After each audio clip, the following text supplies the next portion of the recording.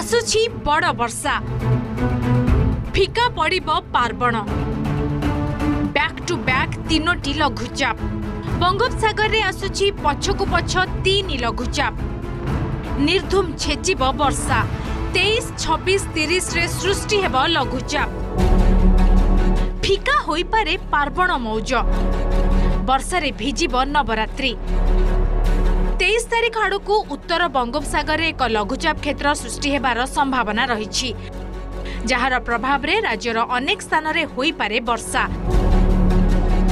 26 तारिख बेलू उत्तर पूर्व बंगोपसागर रे दाना बांधिब आउ एक लघुचाप यह घनीभूत होई 27 तारिख बेलू उत्तर पश्चिम बंगोपसागर रे अवपात रे परिणत हेब